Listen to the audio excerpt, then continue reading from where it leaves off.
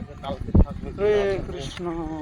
হরে কৃষ্ণ, হরে কৃষ্ণ। জলের বোতল সুন্দর। জলের বোতল। হরে কৃষ্ণ। যাও যাও, জল লাগবে। বুঝতে পারলাম। হতে পারে।